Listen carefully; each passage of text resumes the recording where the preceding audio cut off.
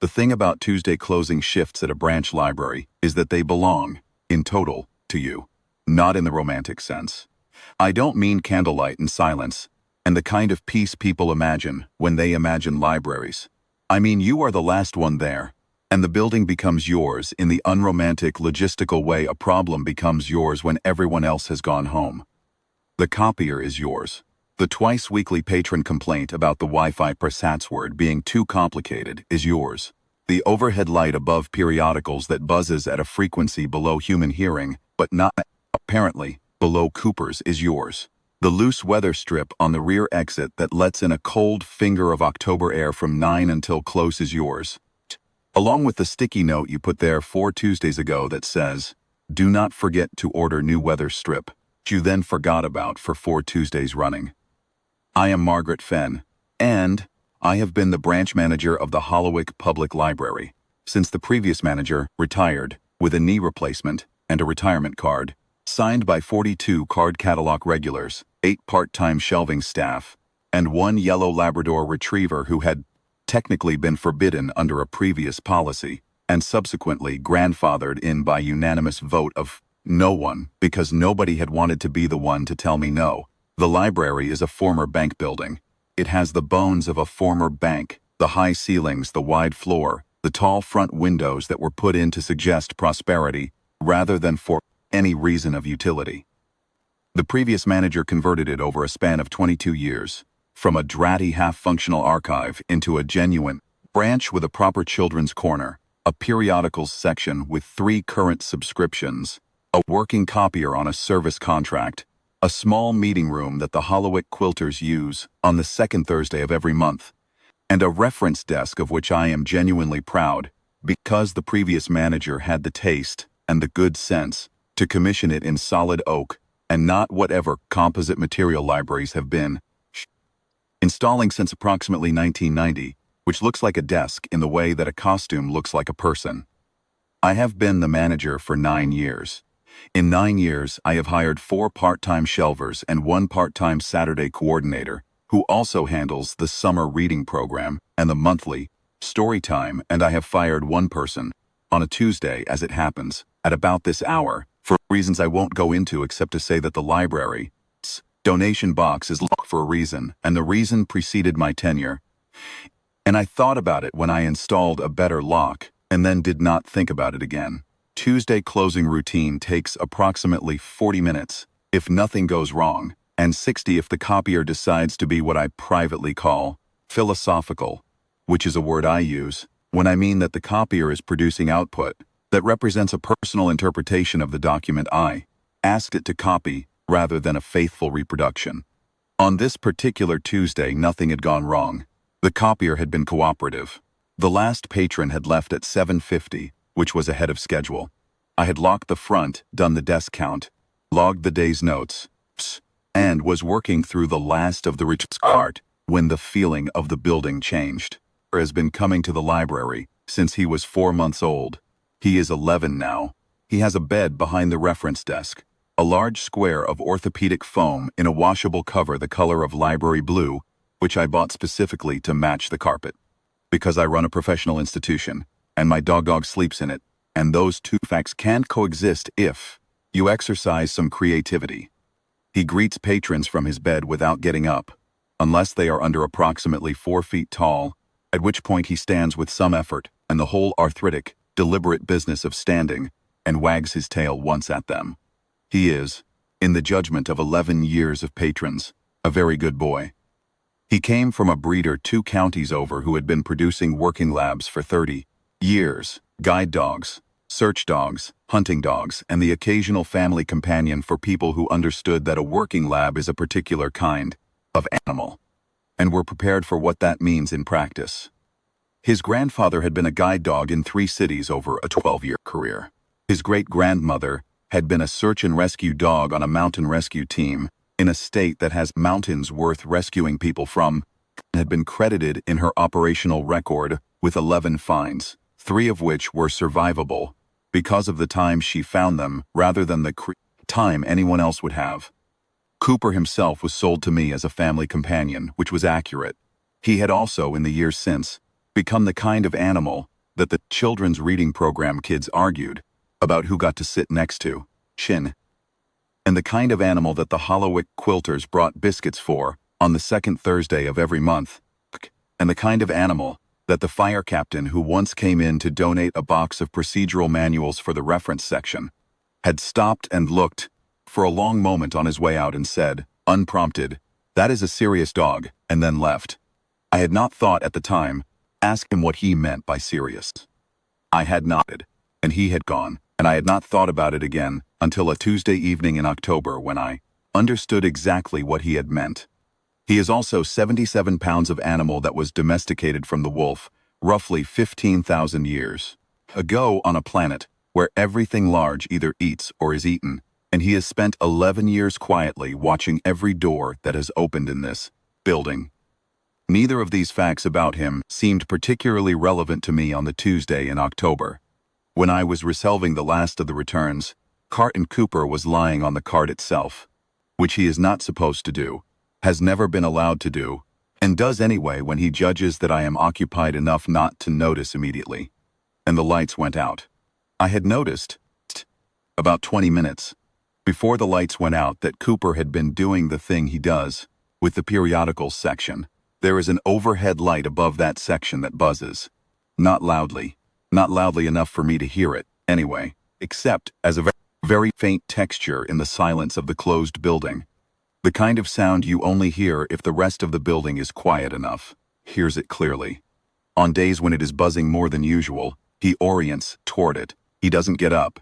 He doesn't bark. He just turns his head toward the periodicals section and stays that way for a period of time that varies depending on what the light is doing. On this particular Tuesday, he had been facing the periodicals section for 20 minutes before the lights went out. Not in an agitated way, not in an alarmed way. In the specific particular way, he tracks the corner where the squirrel gets into the attic in September, with a quality of patient, unhurried attention that contains no urgency at all, because whatever he is tracking has been noted, classified, and placed in a file, and the file's no action required, and so he just watches. I should have noticed that the light above periodicals was not buzzing that night. I had been occupied with the returns cart. He had not been watching the light, not the outside lights, not the street lamps visible through the tall windows at the front of the building. Everything outside stayed as it was. The orange sodium glow of Clearwater Street, the dark outline of the War Memorial across the road, the slow blink of the pedestrian crossing signal. Inside, every light in the building cut simultaneously, including the emergency exit strips above the rear door and the red service light above the staff bathroom, which runs on a separate circuit I have personally tested and which has never gone out in 12 years because it is connected to the building's battery backup, and the battery backup is tested quarterly. All of it went dark. Cooper's head came up. Heard it before I saw it. A kind of pressure shift, the way air moves when a door opens, except there was no sound of a door and no rush of cold from the weather-stripped rear exit and no chime from the front sensor.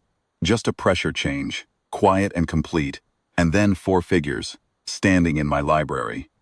I could see them because the street lamp light was still coming through the front windows, and that was enough to make out shapes.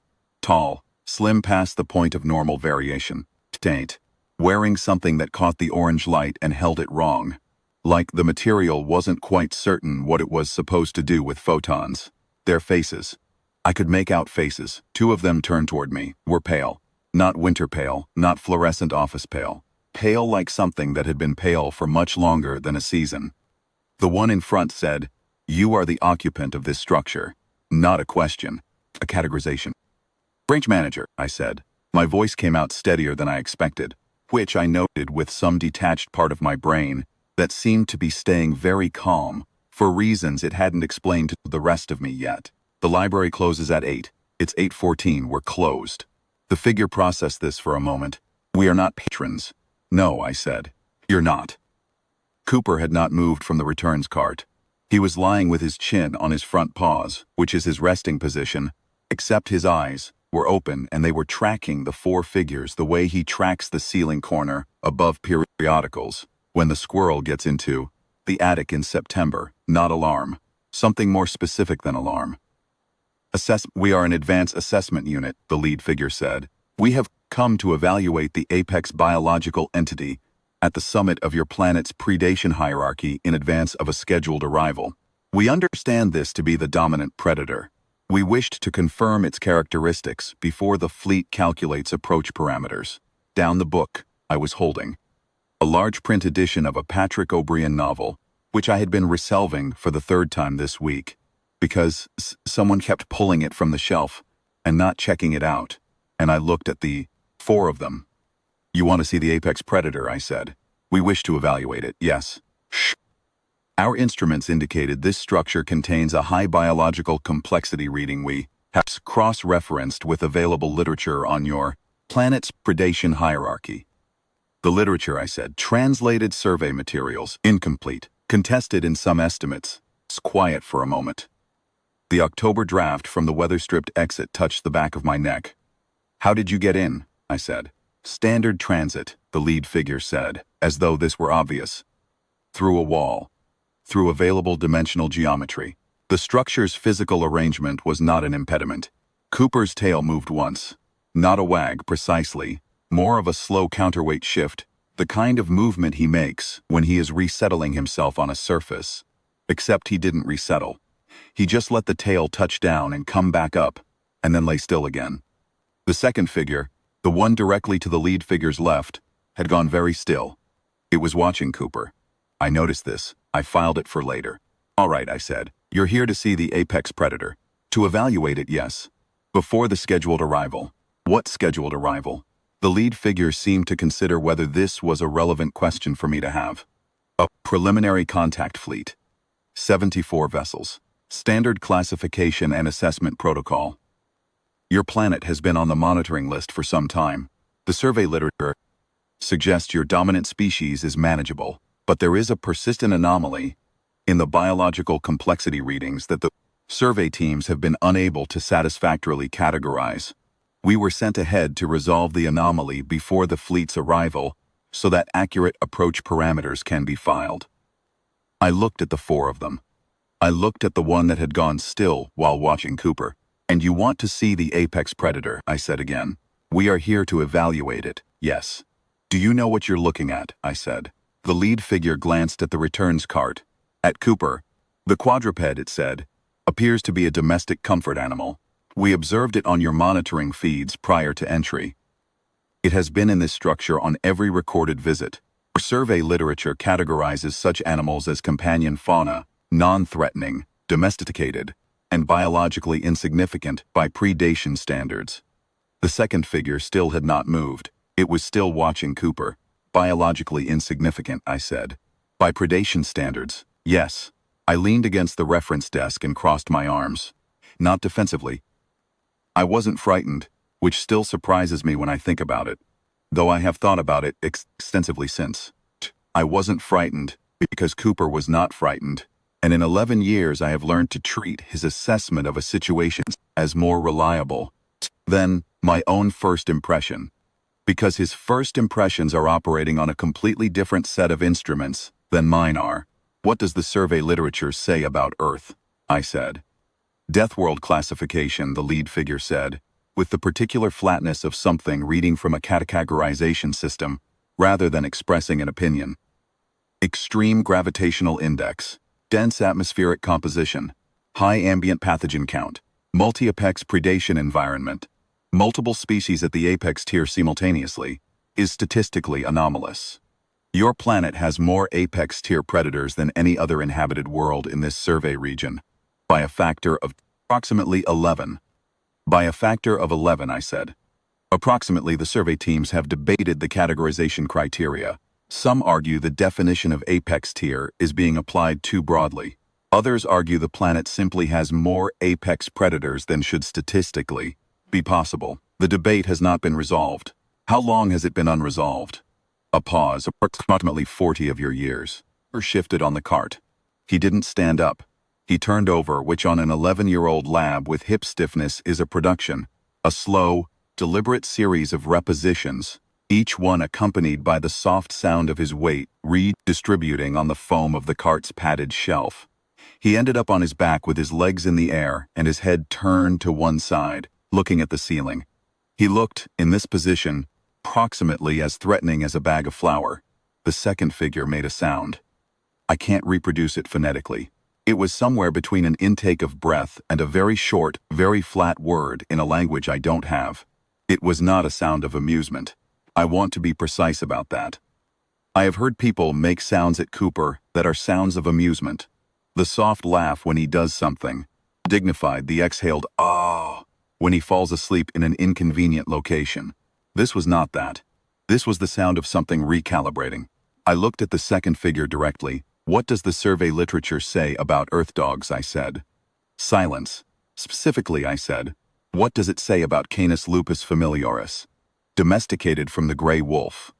Selectively bred for approximately 15,000 years. For herding, hunting, tracking, bite work, scent detection, guard function, and assistance to humans in every environment on a multi-apex predator Deathworld.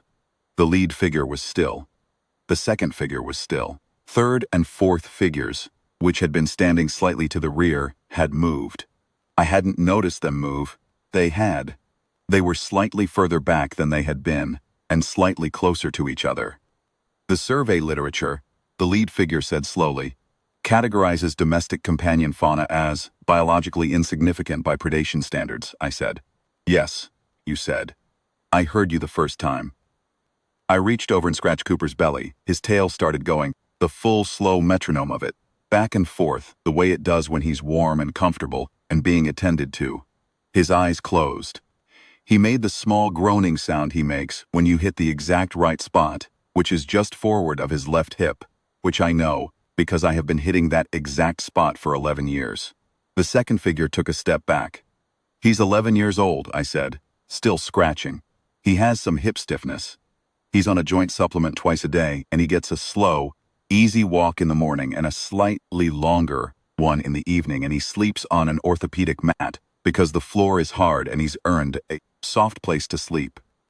He was from working lines. His grandfather was a guide dog. His great-grandmother was a search and rescue dog. Somewhere in the last 4 generations, there is a confirmed hunting line. I know because it shows up in his behavior in the fall when the geese come over, and he lifts his head and watches them with a very specific kind of attention. The tail continued its metronome.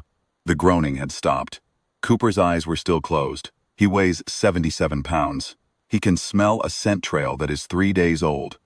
He can hear a frequency range that makes your overhead buzzing lights sound like a fire alarm, which is why I know he's been aware of you since before you entered this building, because the light above periodicals that buzzes at a subsonic frequency has been making him orient in this direction for the last 40 minutes. He was lying on this cart before the lights went out. He will be lying on this cart after you leave. The lead figure was looking at Cooper. Cooper was lying on his back with his feet in the air and his eyes closed. The survey literature, the lead figure said, very carefully, does not cross-reference companion fauna with predation taxonomy. No, I said. I imagine it doesn't. It categorizes them separately. Domestic classification, non-threatening, comfort function. Right. This categorization is a pause that went on slightly longer than a grammatical pause ought to. This categorization may need to be reviewed. Probably, I said. The survey literature on Earth has been compiled over 4 decades by 12 separate survey teams. The biological surveys are extensive. Your planet's macrofauna has been comprehensively cataloged. All known apex and near-apex species, their predation ranges, their population distribution, their physiological threat parameters.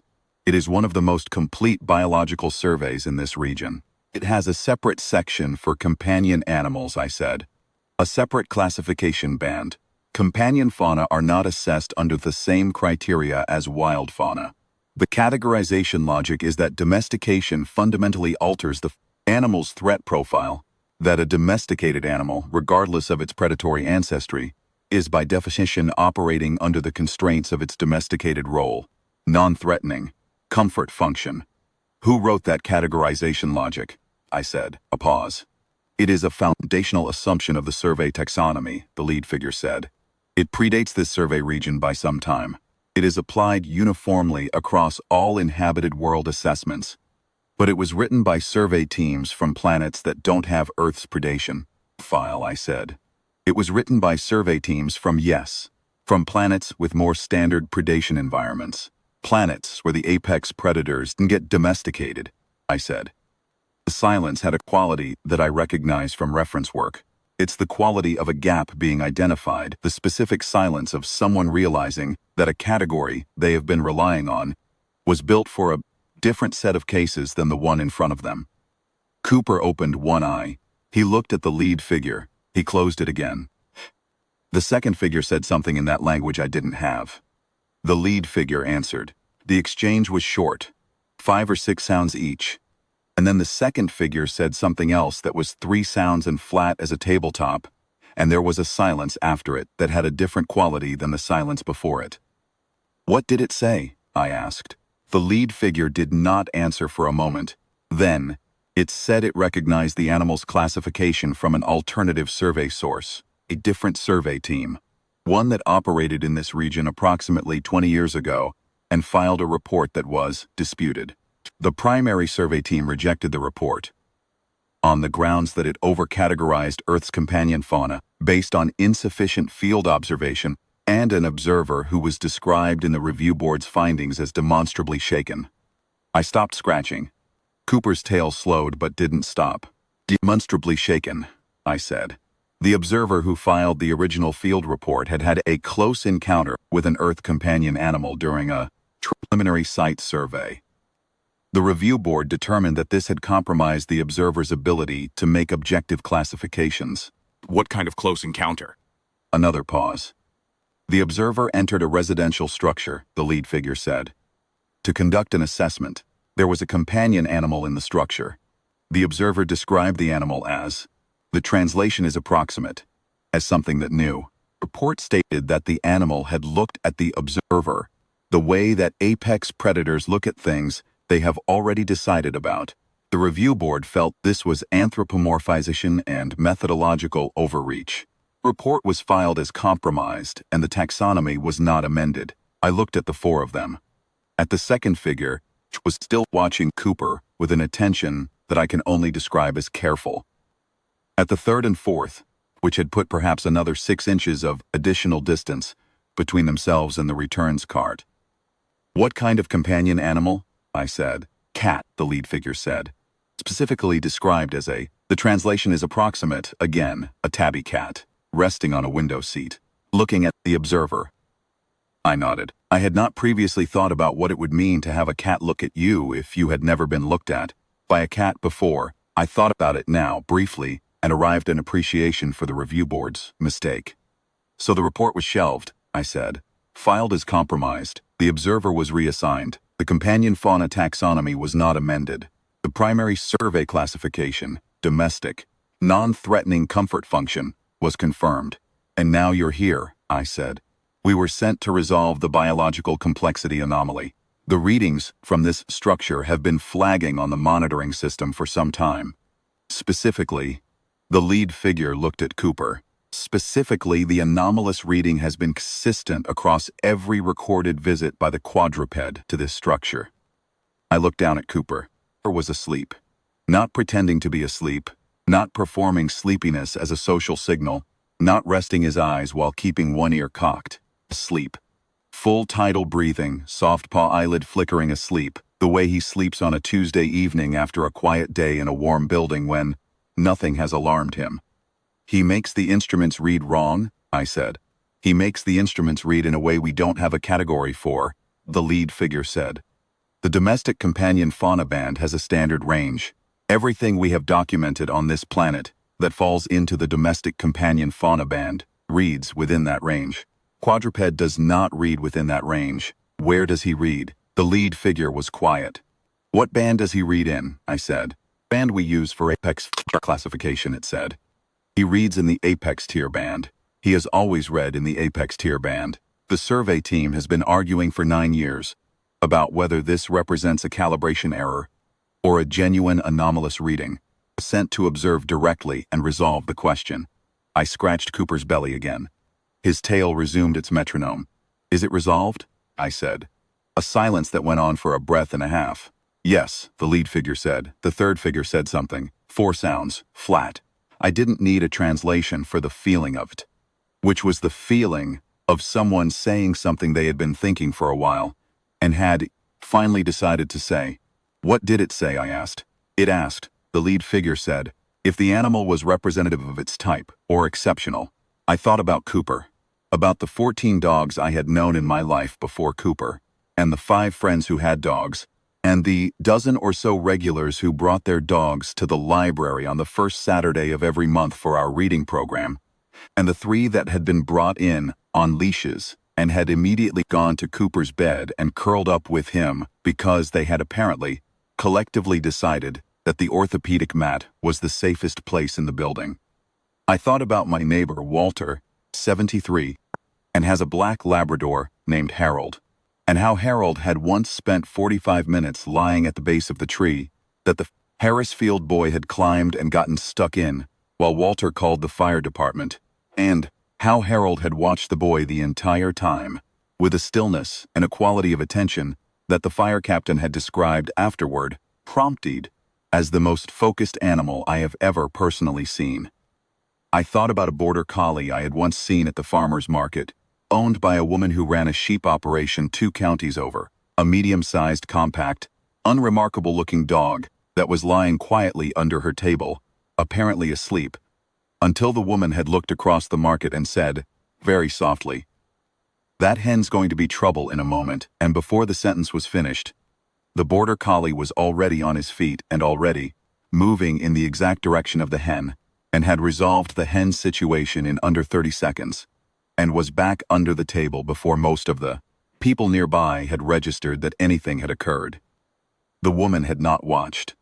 She had been talking to a customer about her spring lambs. She had known. I thought about a German shepherd I had read about in a veterinary journal, a working police dog that had been documented in its department's operational records as having, over a 6-year career, a threat assessment accuracy rate higher than any human officer in the same unit. The journal was interested in the olfactory science. I had been interested in something harder to quantify about how the dog's handler described the dog's working posture, quiet, committed, and in possession of information about the room that the humans in the room did not have yet. Presentative, I said. Pretty much representative. The 4th figure made a sound that was not words.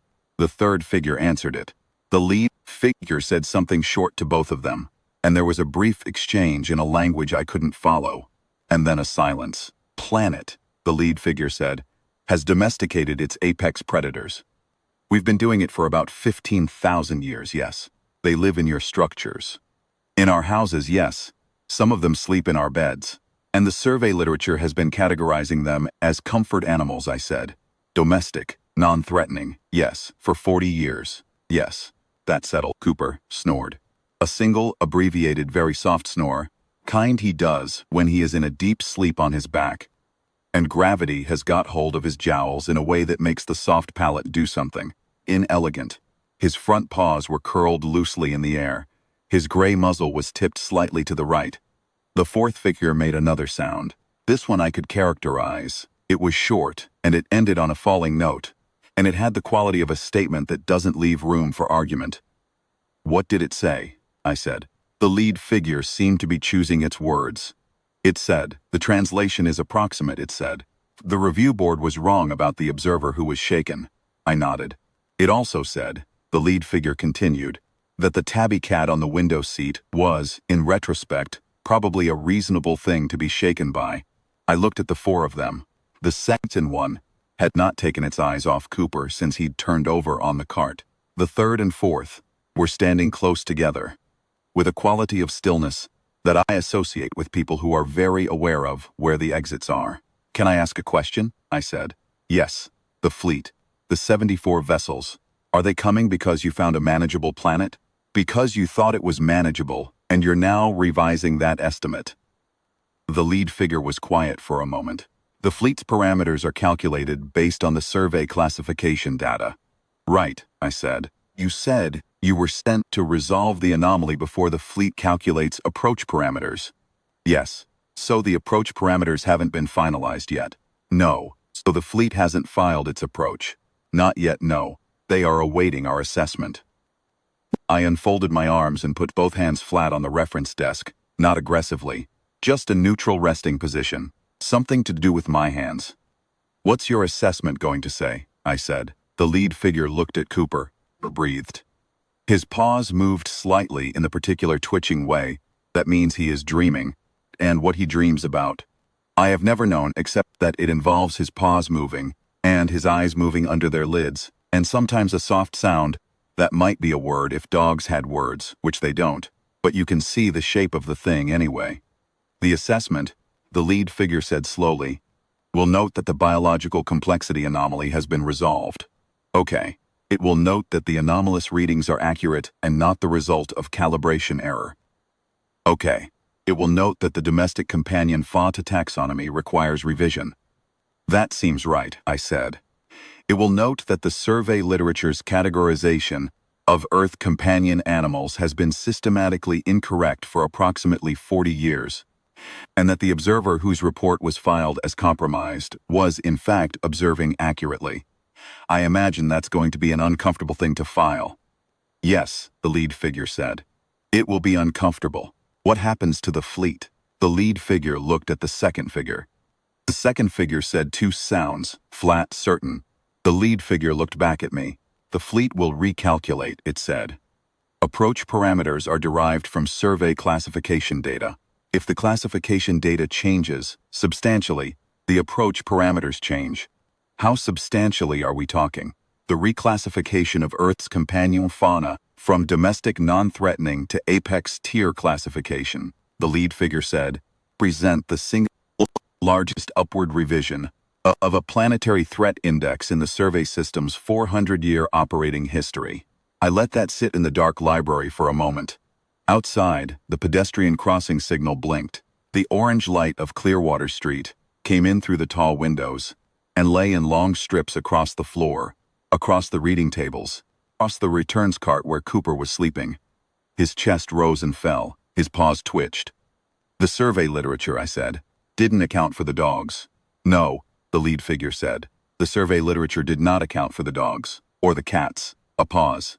Report regarding the tabbies was filed as compromised. Right. What about horses? Silence. Horses, I said. Draft horses, cavalry breeds, working horses.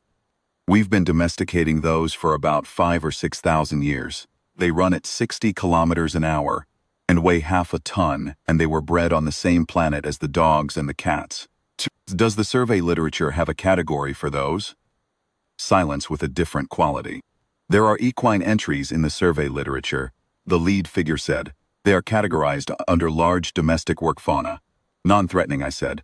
Labor function. Yes. Horses, I said. Weapons of war on this planet for approximately 5,000 years. We stopped using them in active military deployments about 100 years ago. In a planetary timeline of several thousand years of documented armed conflict is a recent development. The mounted police service in most of our major cities still operates them. Are still used in terrain where mechanical transport has limitations. The survey literature categorizes them as non-threatening labor fauna. A pause that had a different quality than the previous pauses. More internal. More like something being counted. What about birds of prey, I said. Falconry birds. Trained hunting raptors that people keep on their arms and release at targets on command. Falcon, hawk, eagle, green falcon. Fastest animal on this planet in a dive. Eyesight rated at 8 times the resolution of human eyes. Kept on a glove. Released on a spoken command. Recalled on a spoken command. Has been working alongside humans for approximately 4,000 years. Does the survey literature? The survey literature, the lead figure said, categorize Earth's domesticated fauna as a single class. As comfort animals. As comfort animals, yes. Without differentiating by species or by function, or by the predation taxonomy of the pre-domestication ancestor. No, the lead figure said, without differentiating. Cooper stopped dreaming. Paws went still. He exhaled once, a long, slow exhalation, and settled deeper into whatever sleep he was in.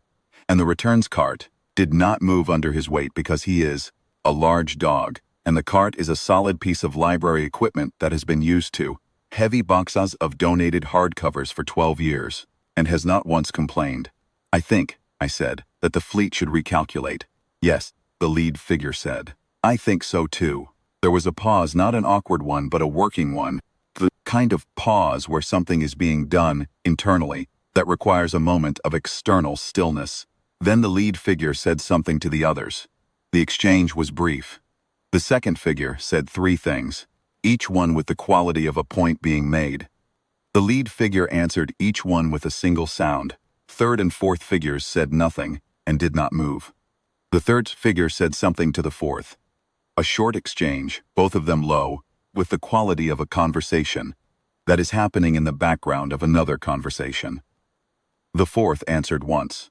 The third looked at Cooper and said one more thing, which seemed to settle whatever they were discussing. We will need to conduct a fuller assessment, the lead figure said, for the report. Review board will require more than the observation of one animal. I understand that, I said. We will need to understand the scope of the companion fauna distribution. How many dogs are there in the world, you mean? Yes. I thought about this. Something in the range of 900 million, I said. Domestic dogs. Cats are somewhere around 600 million. Horses are around 600 million also. Though the working population is smaller than it was historically, that's just the currently domesticated population. There are also feral populations that aren't counted in those numbers. The lead figure was still. Feral populations, it said. Dogs and cats that are no longer under human household management, but remain in or near human settlements, still partially socialized, still carrying the domesticated ancestry. The global feral cat population alone is estimated somewhere between 200 and 400 million, though estimates vary because feral populations are by definition not comprehensively catalogued.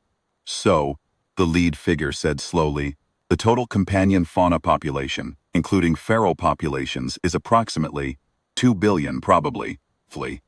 The working estimate varies by how you count the feral bands. The silence that followed this was a silence with geometry. It had corners to it.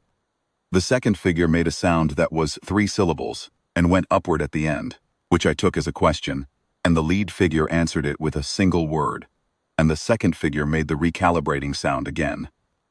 The survey literature, I said, thought it was looking at comfort animals. Yes. 900 million of them. Yes.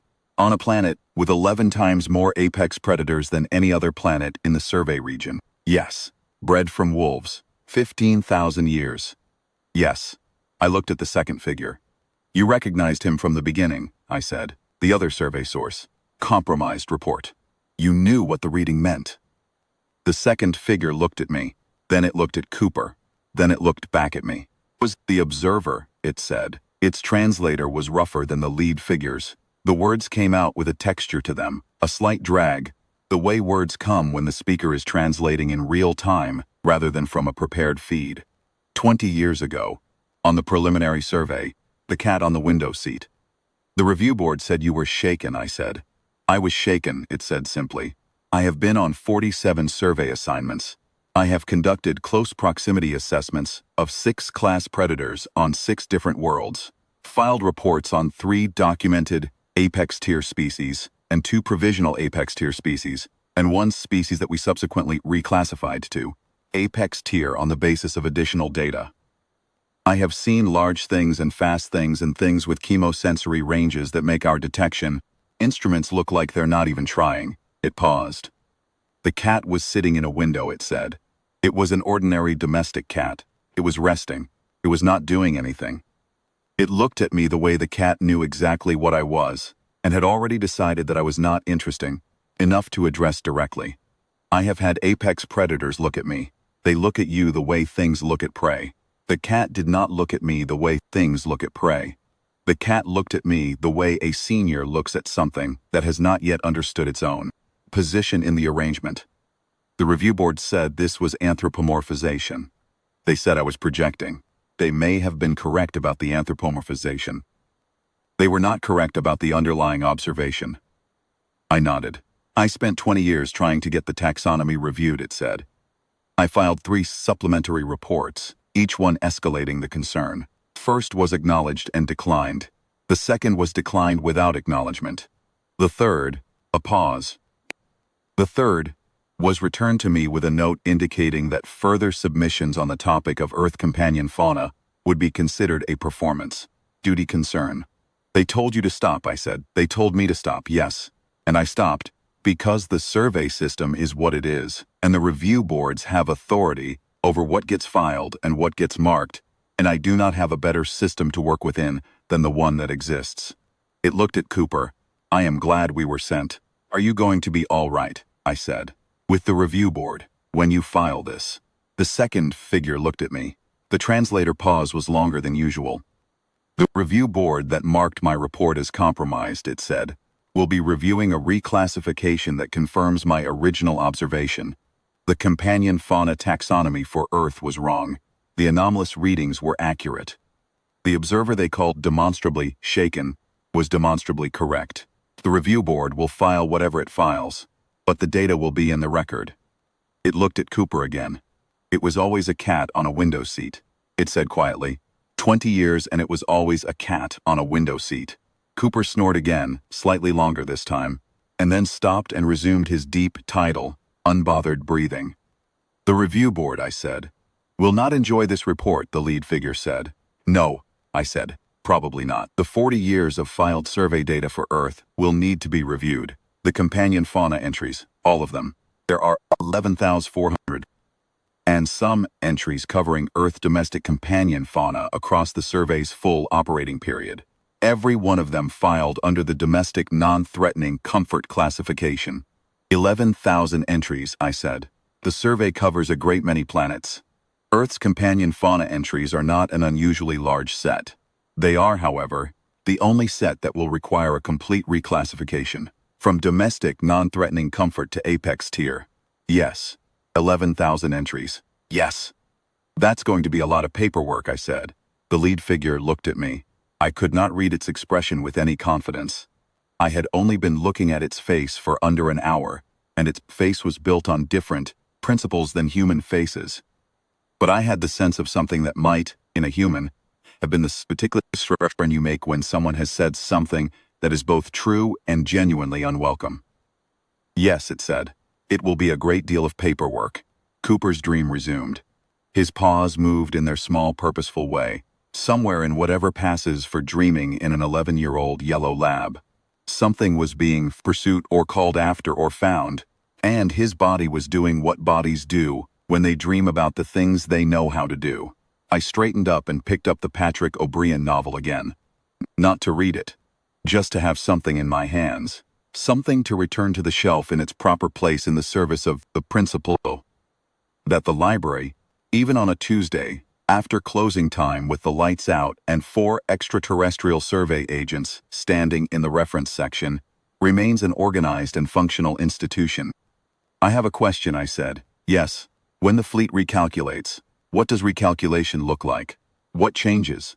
The lead figure considered this. The approach parameters include a standard threat assessment for the planet's apex biological entities. If those entities have been substantially undercategorized, if the threat index changes significantly, the fleet's approach posture changes from what to what. From standard preliminary contact posture, the lead figure said, to something else, something more cautious, something considerably more cautious. Because of the dogs, I said. Because of the dogs, it said, and the cats. And the horses, and the birds of prey, and whatever other domesticated former apex predators we are apparently going to discover. The survey literature has been misclassifying for 40 years. I thought about Harold Walter's black lab, lying at the base of the tree for 45 minutes with that quality of focused attention. I thought about the peregrine falcons I had watched once on a raptor demonstration, the way the handler had extended her arm, and the bird had come in from a height that made you understand what the word fast actually meant. Without any sound and without any excess, the whole thing clean and economic and decided from the beginning. I thought about my friend Dara's old Tom, a large orange animal with an extensive scar across his nose and a habit of sitting in the exact center of any room he entered and looking at, everything in it with the air of someone doing a survey of his own. What happens to the approach parameters if the reclassification is as large as you're describing? I said. The lead figure was quiet for a moment. Not an evasive quiet, a calculating quiet. The fleet, it said, will not approach under preliminary contact posture. The fleet may not approach under any posture that implies the planet is less prepared than the fleet. You mean they won't come at all? I mean they will recalculate. The calculus of a scheduled contact mission changes when the threat index of the resident apex fauna changes by the margin we are currently describing. How large is the margin? I said. Current classification, domestic non-threatening comfort, reclassified status, apex tier, multiple species, approximately 1.5 billion individual animals distributed globally, bred from apex predators over 15,000 years, fully integrated into every human settlement and military installation on the planet. I put the O'Brien novel back on the cart. That's a significant revision, I said. It is, the lead figure said. It is a very significant revision. Cooper opened his eyes. Not dramatically, not the wide-eyed snap awake of a startled animal. Just the slow, unhurried opening of eyes that had been resting and had decided, on their own schedule, to be open again. He looked at the ceiling for a moment. Then he looked at me. Then he looked at the four figures standing between the reference desk and the periodicals section. He did not growl. He did not stiffen. He did not show his teeth, or stand up, or do any of the things that fiction would have you expect from a large dog confronted with four unknown entities in a dark building after closing time. He looked at them the way the second figure had described the cat looking at it 20 years ago. The way something looks at a thing when it has already decided. And the decision was not close. And the only remaining question is whether the thing that has been decided about is going to understand this on its own, or is going to need it. Explained. The second figure said something, two sounds, very flat. What did it say? It said, the lead figure replied. There it is. I looked at Cooper. Cooper looked at the four of them for another 2 or 3 seconds, doing nothing at all, being what he was in the exact way he had always been it. Then he put his chin back down on his paws and sighed once, deep and total, closed his eyes. The fourth figure made a sound that was short and certain and needed no translation. Your assessment, I said. How long until you file it? We file in real time. It has been transmitting since we arrived. I looked at the reference desk. The computer screen I'd left on when the lights went out was still dark. The lights were still out. Whatever they'd done to them holding firm. The Transit Authority notification lamp. On the communications repeater I had never once needed in 12 years of managing this branch was blinking a very slow amber. Is that yours? I said, nodding toward it. The lead figure looked. Survey relay, standard field practice. The observation is being logged centrally. So they already know, I said. They know what we know. Yes. Which is that the companion fauna taxonomy needs to be revised. Which is that the companion fauna taxonomy is wrong, it said, with a particular flatness that I think was precision rather than correction. Not needs to be revised. Is wrong. Was wrong for 40 years. Is wrong now. Will be corrected. And the fleet, the lead figure said, is watching the same relay feed we are. I looked at the amber light blinking on the repeater. Slow and steady. A metronome. Cooper's tail moved once in his sleep, keeping its own time. So they saw that, I said. Yes. Him looking at you. Yes, and putting his head back down. Yes, that's in the record. Everything since we arrived has been in the record. I looked at the four of them. The second figure had not moved from its position. It was still watching Cooper with that careful, specific attention. The third and fourth figures had acquired over the course of the last. I checked the clock behind the desk, which was running on a battery backup the lights out hadn't reached. 43 minutes. A distance from Cooper that I would have estimated at roughly 8 feet when they arrived, and that I now estimated at closer to 12. They hadn't moved deliberately. They had moved the way people move when they are not paying attention to the fact that they are moving, because the part of them that monitors exits and distances and the locations of things that have been assessed as significant has been quietly doing its job without consulting the part that was listening to conversation. Cooper was asleep. He was a dog on a library cart on a Tuesday evening after closing time. asleep in the orange dark of a library with the lights out, and he had looked at 4 things that had come into his building, and he had found them worth perhaps 6 seconds of assessment, and had returned to Prue, his sleep. And the 6 seconds of assessment was being logged on a survey relay that a fleet of 74 vessels was currently reading. I think, said, you have what you need. The lead figure looked at me, then at Cooper, then at me. We have what we need, it said. Good. I have one further question, it said. Go ahead. In your estimation, as someone who has known this animal for 11 years, and Earth's companion fauna in general, are they aware of what they are? Do they know? I thought about this for a moment, because it was a hard question, but because it deserved a real answer. No, I said. He doesn't know he's an apex predator. He knows I scratched the right spot just forward of his left hip. He knows the geese go over in October. He knows the names of approximately 40 library patrons and which ones have treats in their pockets. He knows the returning books, cart is comfortable, and the floor is hard. He is 11 years old, and he has spent 11 years doing the things he does. And none of those things requires him to know what he is in the way you mean it. And yet, the lead figure said. And yet, I agreed, breathed. The amber light blinked. Outside, Clearwater Street went about its business in the orange sodium dark. One more question, I said. Yes, the 74 vessels, the fleet. Is it a contact fleet specifically, or is it a contact and assessment fleet? Are they coming to say hello, or are they coming to say hello and then decide whether to stay? The lead figure was quiet for a moment. The mission parameters, it said, include both functions: preliminary contact and ongoing viability assessment. It is a standard protocol for newly surveyed inhabited worlds. Viability assessment, I said. You mean they were going to decide whether to, what? Take up residence? Establish a presence? Standard protocol includes evaluation of the planet's resource profile and population centers for potential integration into the survey region's exchange network. Whether Earth would be suitable for that integration was part of the assessment. Were you going to ask us? The lead figure's face, inscrutable to me as it was, did something. I can't tell you what. Something shifted behind it. Standard protocol, it said, does not include a consultation requirement at the preliminary assessment stage. Right, I said. No. The consultation requirement is triggered at a later stage. After you'd decided. After a preliminary determination had been made. Yes. I nodded. How does that protocol change, I said, when the threat index revision is as large as the one you're currently filing? The lead figure said nothing. Does the viability assessment still happen? I said.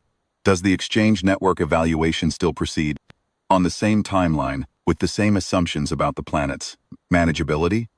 The protocol, the lead figure said, is recalibrated based on the threat index. A substantially elevated threat index triggers a review of all mission parameters at the fleet level before any approach is finalized. So they'll stop and think about it. The fleet will conduct a full parameter review, yes. During that review, I said, they'll know that one of their advanced assessment teams spent 43 minutes in a library after closing time and came away with a reclassified threat index for Earth's domestic companion fauna, revised upward by the largest margin in the survey system's 400-year operating history. Yes, the lead figure said. And they'll know that the companion fauna in question, I said, slept through the whole thing. The silence that followed was the longest one of the evening. Not empty, full of the particular quality of something being understood. Yes, the lead figure said. They will know that. Cooper sighed in his sleep. The full-body sigh he does when he is completely comfortable. Tail moved twice, slow, and was still. I think, the lead figure said, the review will take some time. I imagine it will, I said. The fleet will hold position during the review. That seems prudent.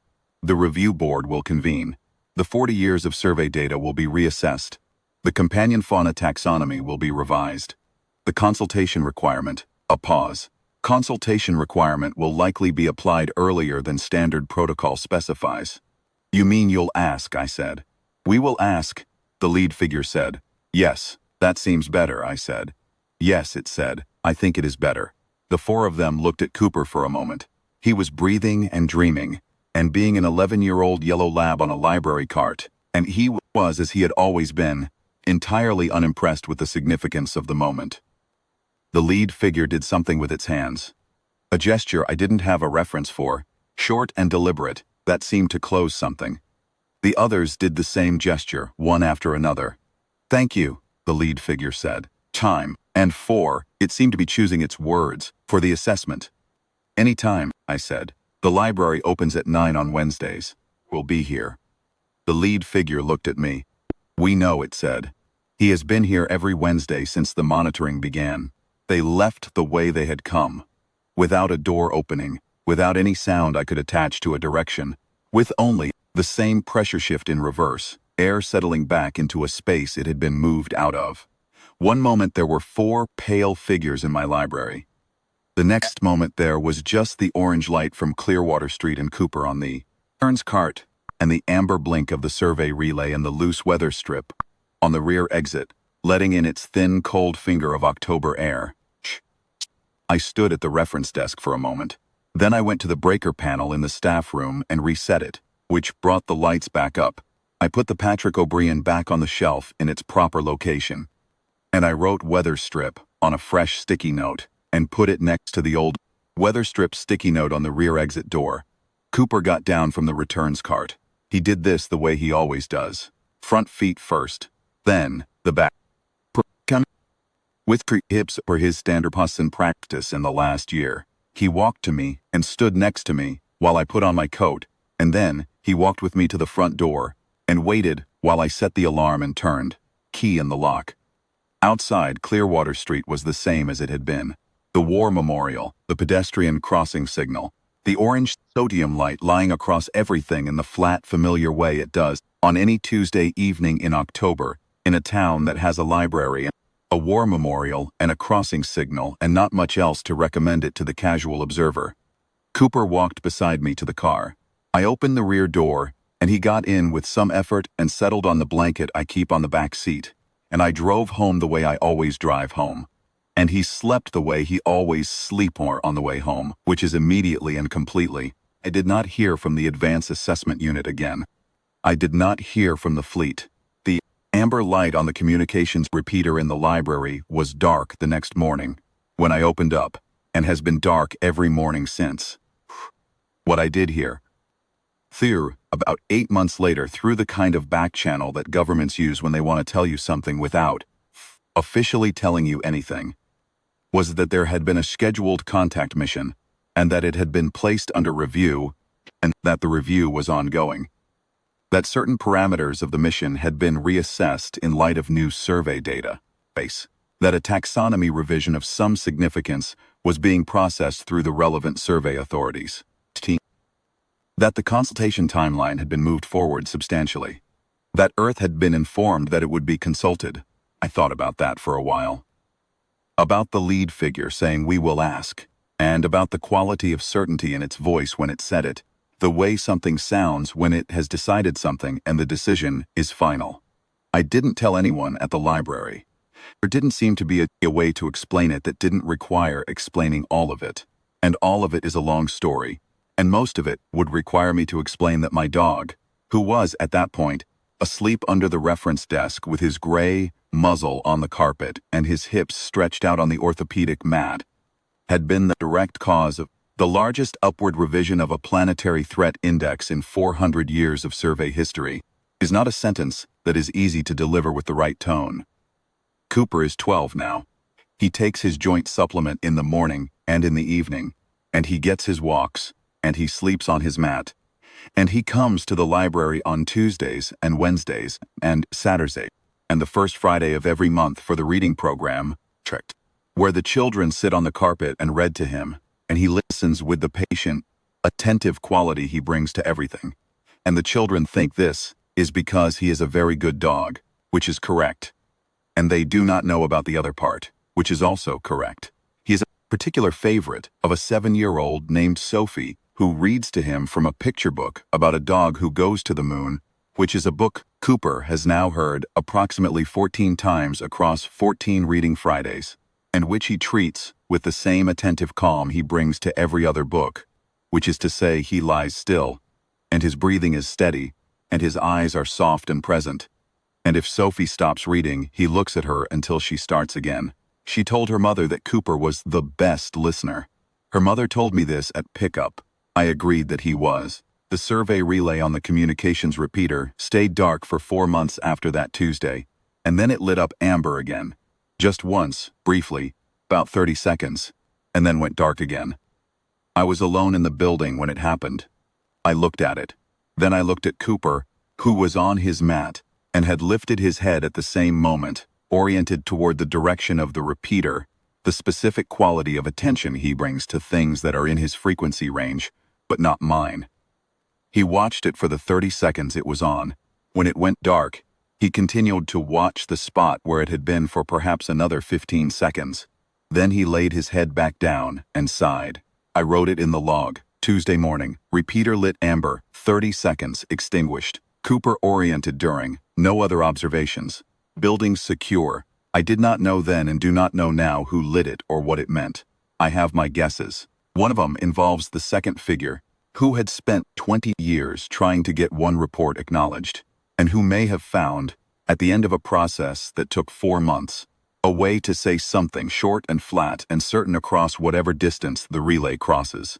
Something that takes 30 seconds to say and needs no translation. That is a guess. I am a librarian. I deal in what can be documented. He looked at it for a moment. Then he put his head back down. I took that as a reasonable assessment of the situation. I ordered the weather strip that afternoon. It arrived on Thursday, and I installed it on Friday, and the rear exit has not let in a cold finger of October air since, which is a small thing, the smallest possible thing. The kind of improvement that only matters to the person who manages the building and the dog who could hear the gap. But it is, like everything in a library, a matter of proper maintenance. You take care of the things in your charge. You keep the collection organized. The questions people bring you as honestly as you can with what you have. You note the things that need noting, and you address the things that need addressing, and you close up on time on Tuesdays. And if something comes in after closing, you deal with it in a professional manner, and then you go home. Put his chin on my foot while I was writing the final note in the log I keep for the branch. A log that is, officially, a record of maintenance issues and patron concerns, and program notes and nothing else. And that contains, in the October section, a single entry that reads, Tuesday 8:14 p.m. Visited by survey unit, communications relay lit, building secure. Cooper present, no incidents. He breathed against my ankle, warm and steady. No incidents, that's the whole of it, really. That's what happened on a Tuesday in October, at a branch library, in a small town that is not famous for anything, in a building that smells of old paper and carpet cleaner and the orthopedic mat cover that I wash every 2 weeks, where the overhead light above periodicals buzzes at a frequency below human hearing, but not below his. 74 vessels recalculated their approach parameters because an 11-year-old Labrador retriever spent 43 minutes asleep on a turns cart. He didn't know he did it. He was asleep. That seems about right to me. That seems like exactly the right way for it to have happened.